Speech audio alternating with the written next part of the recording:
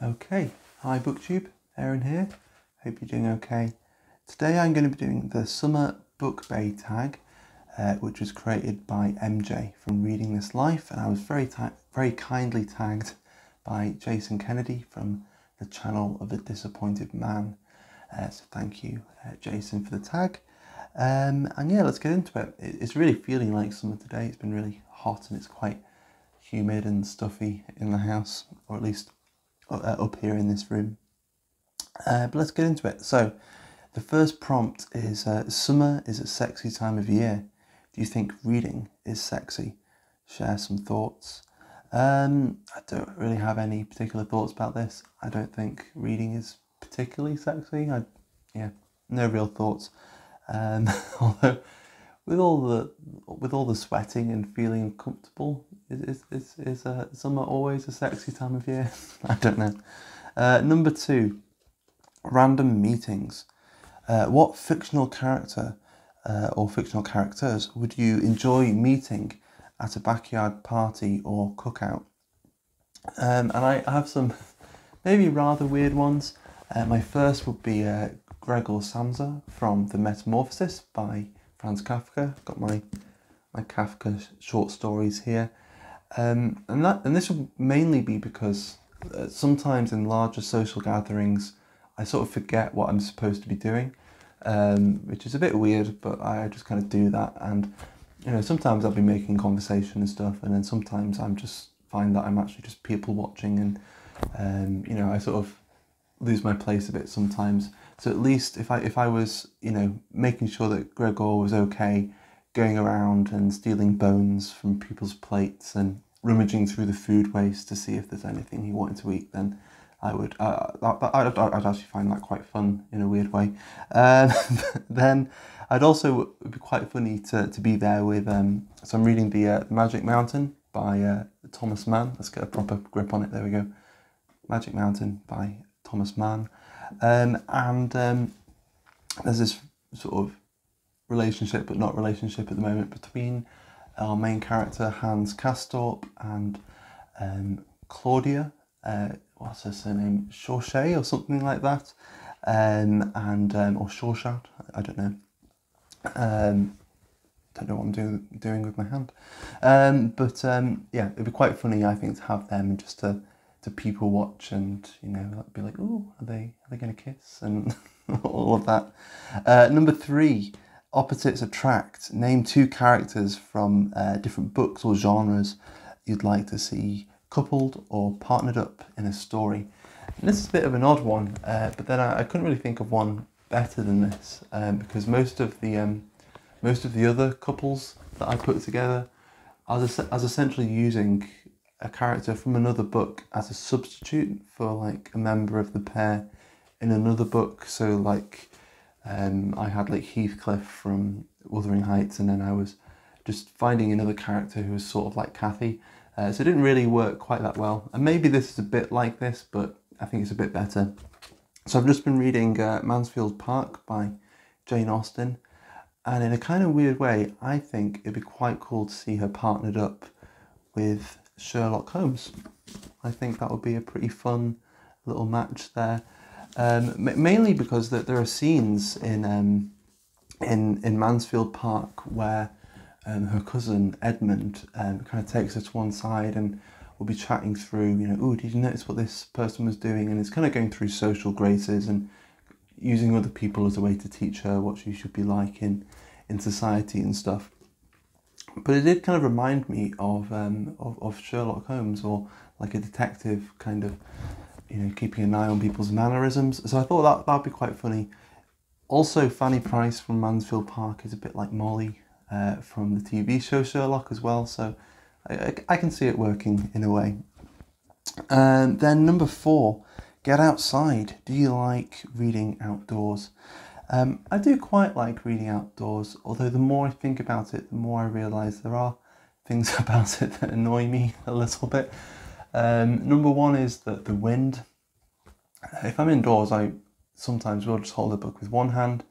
It's kind of impossible to do outside, or at least with the places I always end up sitting outside, and I end up have to, you know, I'm firmly holding both sides to make sure the pages aren't turning by themselves.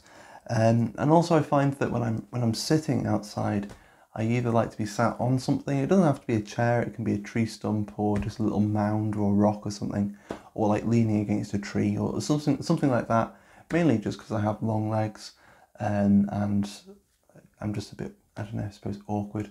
And so particularly if I was reading, you know, if I wasn't reading, I would just sort of lounge somehow and look like a dead animal.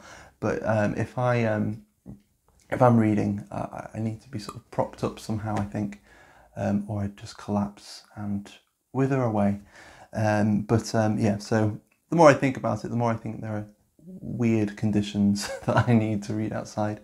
So maybe it's safer that I just read inside. Then, number 5, preferences matter. What do you prefer for outdoor summer reading? Physical books or an e-reader?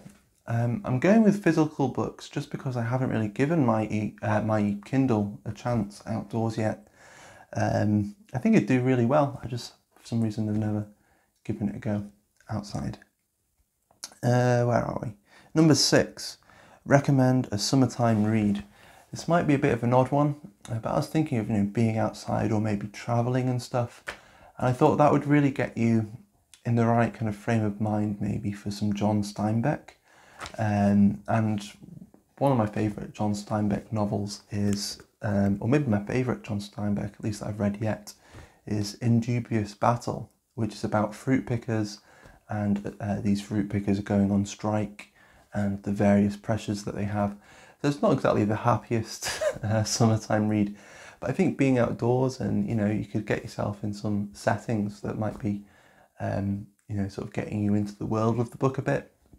And maybe just being on the road and travelling around, if you're doing that in the summer, then again, that might get you in the world of the book a little bit.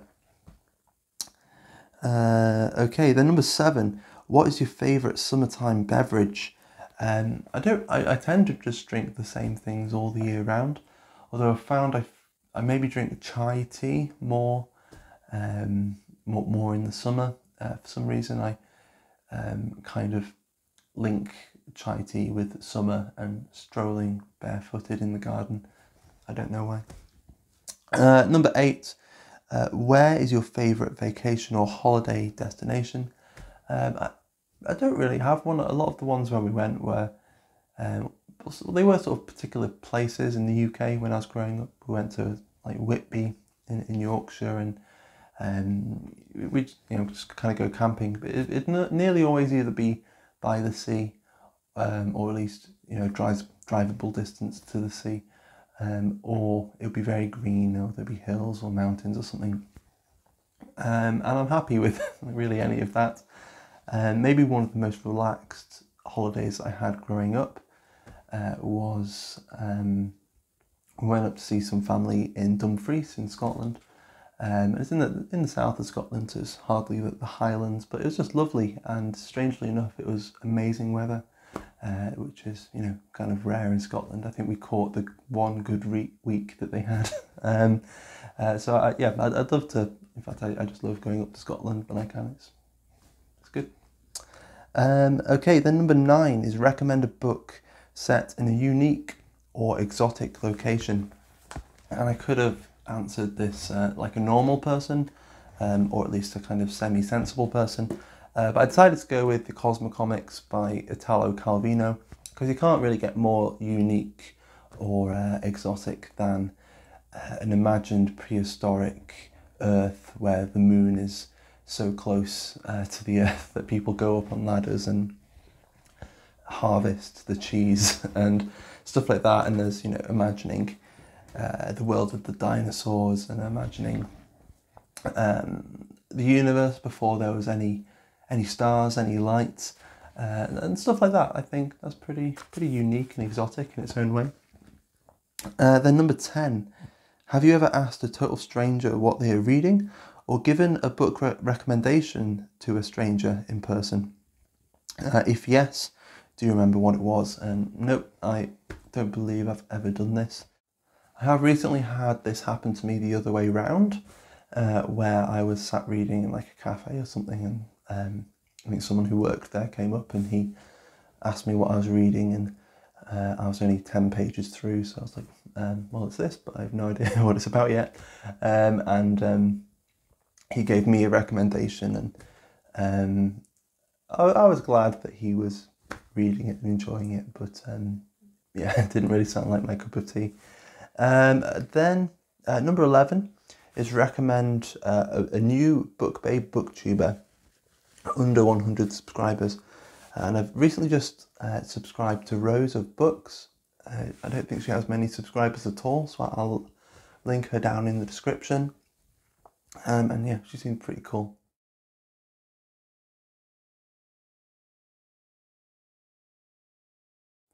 And then number 12.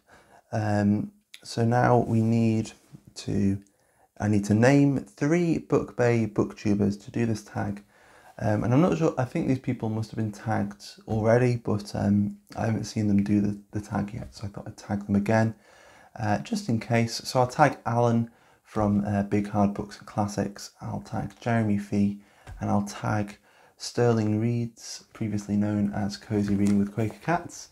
If any of you want to do that, feel free, or if I haven't tagged you specifically and you haven't done it yet, please feel free to do it. And I think that's everything. Yeah, that's everything. So yeah, thank you very much for watching. Hope you're managing to keep a little cooler where you are, and I'll see you again soon. Bye.